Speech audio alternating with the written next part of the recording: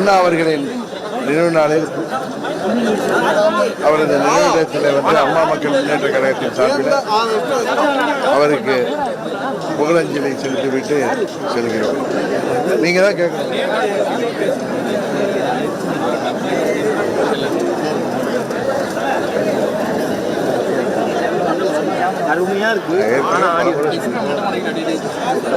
அம்மா மக்கள் முன்னேற்ற கழகத்திற்கு யாரை கண்டு பொறாமையும் கிடையாது, யாரை கண்டு அச்சமும் கிடையாது. ஏன்னா நாங்கள்லாம் அம்மா அவர்களால் வளர்த்திருக்கிறோம். திரு விஜய் அவர்களுக்கு நான் ஒன்றை மாற்றம் சொல்லியிருக்கிறேன். இன்றைக்கு தமிழ்நாட்டில் நடைபெற்றுக் கொண்டிருப்பது மக்களை ஏமாற்றி பிழைக்கின்ற, தமிழையும் திராவிடத்தையும் கேடயமாக வைத்துக்கொண்டு இந்தியா முழுவதும் பல மாநிலங்களில் ஆட்சி செய்கின்ற பாஜகவை ஏதோ மதவாத கட்சி போல சித்தரித்துக் கொண்டு இவர்கள் சிறுபான்மையின் காவலர்களாக தங்களை காட்டிக்கொண்டு சிறுபான்மை மக்களை ஏமாற்றி தமிழையும் திராவிடத்தையும் சொல்லி தமிழ்நாட்டு மக்களை ஏமாற்றி 21 ஆட்சி தேர்தல் வாக்குறுதிகள் கூட நிறைவேற்ற முடியாத அளவுக்கு இந்த ஆட்சி மோசமாக இருக்கிறது. யாருக்கும் பாதுகாப்பு இல்லை. சிறுமிகள் வயது முதிர்ந்த மூதாட்டிகள் வரை இன்றைக்கு பாதுகாப்பு இல்லை. காவல்துறையை சேர்ந்த நண்பர்களுக்கே இன்றைக்கு பாதுகாப்பு இல்லை. எங்கு பார்த்தாலும் போதை கலாச்சாரம், இது கஞ்சா சந்தையாக இன்றைக்கு தமிழ்நாடு விளங்கி கொண்டிருக்கிறது. போதை வட்டி தொட்டி எல்லாம் பழகி இருக்கிறது. அதுபோல தேர்தலில் சொன்னதையெல்லாம் அவர்கள் நிறைவேற்றிவிட்டோம் என்று பச்சை பொய் சொல்கிறார்கள். பாராளுமன்ற தேர்தலில் ஏழை எளிய மக்களை பணநாயகத்தின் மூலம் அவர்கள் இந்த தேர்தலில் வெற்றி பெற்றார்கள். உறுதியாக இந்த தேர்தலில் அவர்களை தேசிய ஜனநாயக கூட்டணி, தமிழ்நாட்டில் அனைத்து இந்திய அண்ணா திராவிட முன்னேற்ற கழகத்தின் தலைமையிலான எங்கள் கூட்டணி உறுதியாக திமுகவை இந்த தேர்தலில் முடிவுக்கு கொண்டு வருவோம். ஏன்னா இந்த நிறைய பேர் ஊடகங்களில் பார்க்குற ஊடகங்களில் திமுகவுக்கு சார்பாக பேசுபவர்களையும் தாண்டி நெறியாளர்களே பல பேர் திமுகவிற்கு சாதகமாக மற்றவர்களை பற்றி அவர்களே ஒரு சைடு நடுநிலையை தாண்டி பேசுகிறார்கள். அவர்கள் எண்ணமும் முறியடிக்கப்படும். ஏன்னா தமிழ்நாட்டு மக்கள் 2011 தேர்தலுக்கு முன்னாடி என்ன மனநிலையில் இருந்தார்களோ, 2001 தேர்தலுக்கு முன்பு என்ன மனநிலையில் இருந்தார்களோ அதை விட அதிக கோபமாக திமுக மீது இருக்கிறார்கள் என்பதுதான் உண்மை. இதை நீங்கள் வேண்டுமானால் ஏற்றுக்கொள்ளாமல் இருக்கலாம். வெறும் வெற்று விளம்பர திட்டங்கள், வெறும் வார்த்தை ஜாலங்கள், இதை வைத்துக்கொண்டு இந்த ஆட்சி மக்களின் வரிப்பலனத்தை உண்டு கொள்கின்ற ஆட்சியாக, எங்கும் ஊழல், எதிலும் ஊழல், எங்கும் முறைகேடுகள், இன்றைக்கு பல துறைகளில் 30% வரை கமிஷன் பெறுகின்ற நிலையில் தமிழ்நாடு இருக்கிறது. ஓட்டுக்கு பணம் கொடுத்து கேஷ் ஃபார் ஓட்டு மூலம் எப்படியும் வெற்றி பெற்று விடலாம் என்று ஏழை எளிய மக்களை இவர்கள் விலைக்கு வாங்கி விடலாம் என்று நினைக்கிறார்கள். எதுக்கு லெங்க்தாக சொல்கிறேன்னா, இன்னும் திமுக கூட்டணி பலமான கூட்டணிக்கிறீங்க, கொள்கை கூட்டணிக்கிறீங்க. காங்கிரஸ் கட்சி தேர்தல் பேச்சுவார்த்தைக்கு குழு அமைத்த 2 மாதம் ஆகுது. இன்னும் அவர்கள் தொடங்கவே இல்லை. இன்னும் அவர்கள் கூட்டணியில் அவர்கள் எத்தனை சீட்டுகள் அவர்களுக்கு ஒதுக்கப்பட்டு அது என்ன சுமூகமாக போகுமா என்பதே தெரியாத அளவிற்கு நாம் கேள்விப்படுகின்ற செய்திகள் நெறியாளர்களுக்கு சொல்கிறேன். என்டிஏ கூட்டணியில் நாங்கள் வெளியில் போனப்போ, அண்ணன் ஓபிஎஸ் போனப்போ அதை பெருசாக பறைசாற்றினீங்க. மீண்டும் அதில் டாக்டர் அன்புமணி ராமதாஸ் வந்த பொழுதும் உங்களுக்கு முகத்தில் ஈயாடவில்லை. நீங்கள்லாம் எதிர்பார்க்காத அம்மா மக்கள் முன்னேற்ற கழகம் எங்களுக்குள்ள மனமாச்சரியங்களை, கருத்து வேறுபாடுகளை எல்லாம் மறந்துவிட்டு, ஒதுக்கி வச்சுட்டுலாம் இல்லை, மறந்துவிட்டு நாங்கள் எல்லாம் அம்மாவின் வளர்ப்புகள், அம்மாவின் தொண்டர்கள், அம்மா வளர்த்த பிள்ளைகள் என்கிற ஒரே புள்ளியில் புரட்சி தலைவரும் அம்மா அவர்களும் இருந்தால் இந்த தேர்தலில் என்ன நிலைப்பாடு எடுத்திருப்பார்கள், யாரை வீழ்த்த வேண்டும் என்று நினைப்பார்களோ அதே மனநிலையில் நாங்கள் அனைவரும் ஒன்றிணைந்திருக்கிறோம். என்டிஏ கூட்டணியில் முழு மனதோடு அம்மா மக்கள் முன்னேற்ற கழகம் எந்த ஒரு அழுத்தமும் இன்றி இணைந்திருக்கிறோம். அதுபோல் நாங்கள் நீங்களாம் 6 சீட்டு 7 சீட்டு அப்படிலாம் போடுறதெல்லாம் பொய் என்பதை எங்கள் கூட்டணி நிர்வகிக்கும். எதுக்கு இவ்வளோ லெங்க்தியாக சொல்கிறேன்னா, திரு விஜய் அவர்கள் திமுக ஆட்சியை வீழ்த்தணுன்னா அந்த வேலையை பார்க்கட்டும்.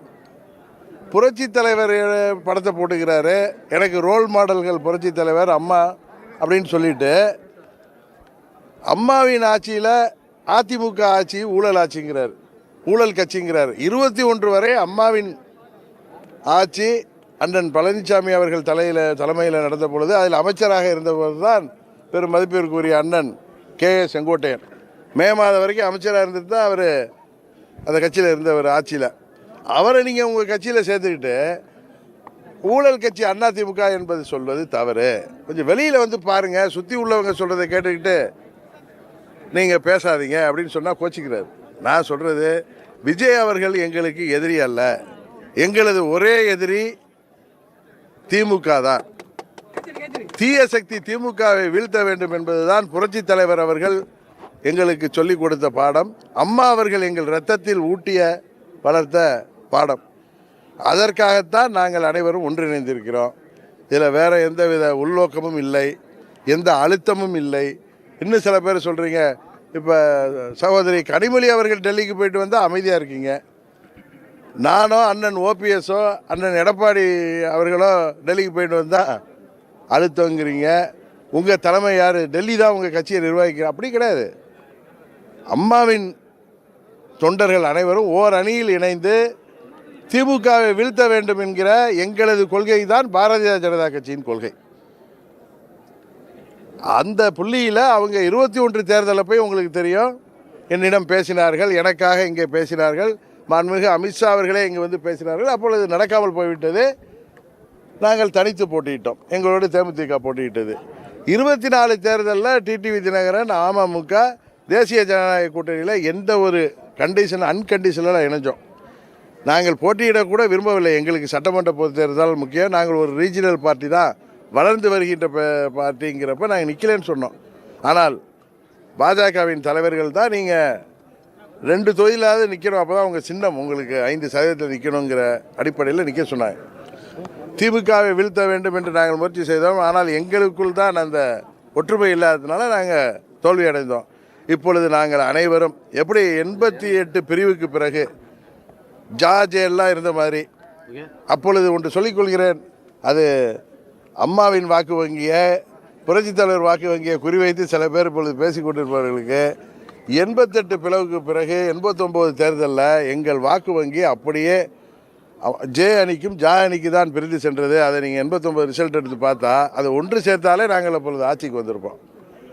அதனால் இவர்கள் வந்து ஏதோ புரட்சித் தலைவர் எங்கள் ரோல் மாடல், அம்மா அவர்கள் எங்கள் ரோல் மாடல் சொல்கிறதுனால அம்மா மக்கள் முன்னேற்ற கழகமோ இல்லை அதிமுக தொண்டர்களோ எம்ஜிஆரின் தொண்டர்களோ அம்மாவின் தொண்டர்களோ யாரும் எதிலும் ஏமாற மாட்டார்கள். எங்களுக்குள் இருந்த மனமாச்சரியங்கள் எல்லாம் விட்டுவிட்டு, ஏன்னா தமிழ்நாடு முழுவதும் பொதுமக்கள் என்ன சொன்னார்கள், அம்மாவின் தொண்டர்கள் அதிமுக எல்லாம் ஒன்றானுங்கன்னு ஒன்றாயிட்டோம்.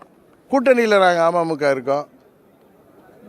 அதனால் நீங்கள் என்ன தான் ஊடகங்களில் தினகரன் அப்படி சொன்னார், தினகரன் கூட்டணி ஆட்சியை பற்றி சொல்கிறாரு, அண்ணன் இபிஎஸ் வந்து தனி பெரும்பான்மையில் ஆட்சி அமைப்புன்னு சொல்கிறாரு, டிடிவி தினகரன் சொன்னதை நீங்கள் நல்லாவே கவனிச்சிங்க.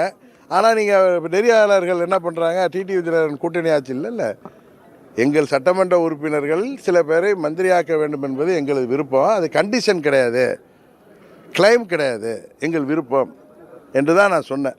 அதுபோல் அனைத்து இந்திய அண்ணா திராவிட முன்னேற்ற கழகம் அறுதி பெரும்பான்மையோட ஆட்சி அமைத்தாலும் எங்களது விருப்பங்களை அவங்க கன்சிடர் பண்ணுவாங்கங்கிறதா ஒரு நட்பு ரீதியான, நாங்கள்லாம் ஒரே தாய் வளர்த்த பிள்ளைகள் என்பதனால அவர்கள் ஒன்றும் பிரிவினை பார்க்க மாட்டார்கள். ஏற்கனவே எங்களுக்குள்ளே இருந்த மனமாச்சரியங்கள்லாம் விட்டு விட்டு எல்லோரும் ஒன்றாயிட்டோம்.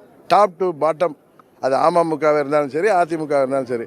யாரோ ஒரு சில பேர் சுயநலத்துக்காக தங்களுக்கு இந்த கூட்டணியில் வாய்ப்பு கிடைக்காது என்பதற்காக வெளியில் போயிருக்காங்க. அதுபோல் அண்ணன் ஓபிஎஸ் அவர்கள் எங்களோடு பயணித்தவர். அவரும் எனக்கு ஒரு அருமை அண்ணன் தான். அவர் ஏதாவது வழியில் அம்மாவின் ஆட்சி அமைவதற்கு உறுதுணையாக இருக்க வேண்டும் என்பதுதான் எனது கோரிக்கை. அதை அவர் புரிந்து கொண்டிருப்பார். அவர் ஆதங்கத்தை அவர் பொதுவெளியில் வெளிப்படுத்தினார். அவர் ஆதங்கம் எனக்கும் புரியும். எப்படி அவர் அருமை அண்ணன் இபிஎஸ் எனக்கு எப்படி அருமை அண்ணனோ அதுபோல் அண்ணன் ஓபிஎஸும் அருமை அண்ணன் தான். இங்கேருந்து பிரிந்து சென்றாலும் அண்ணன் செங்கோட்டையன் அவர்களும் எங்களது அருமை அண்ணன் தான். வைத்தியலிங்கமாக இருக்கட்டும், அவர் மனோஜ் பாண்டியனாக இருக்கட்டும், வேறு யாரெல்லாம் எங்கே சென்றிருந்தாலும் அவர்கள் அங்கு சென்றிருக்கார்களே எங்களுக்கு என்பது வருத்தம் இருக்கிறது. ஆனால் தனிநபர்கள் போய் ஒரு இயக்கத்தை பாதித்து விட முடியாது என்பது உங்களுக்கும் தெரியும். வைகோ அவர்கள் கூட எத்தனையோ மாவட்ட செயலாளர்கள் எத்தனையோ அப்போ பார்த்தீங்கன்னா வைகோ அணியில் தான் பெரிய தலைவர்கள் இருந்தாங்க. ஆனால் 96 தேர்தலில் திமுக வெற்றி பெற்றது. அதுபோல் போன முறை நாங்கள் ஜார்ஜியான்னு பிரிஞ்சு இருந்த மாதிரி நாங்கள் பிரிந்து நின்றதால் வெற்றி வாய்ப்பை இழந்தோம். அதை உணர்ந்து எல்லாம் ஒன்றாயிட்டோம். இது தேர்தலுக்கான கூட்டணி அல்ல, அம்மாவின் ஆட்சி வர வேண்டும் என்பதற்காக எல்லோரும் கருத்து வேறுபாடுகளை மறந்து நாங்கள் ஒற்றுமையாக இருக்கோம். நீங்கள் என்ன குழப்பம் விளைவிக்க நினைத்தாலும் அது நடக்காது. உறுதியாக நாங்கள் வெற்றி பெறுவோம்.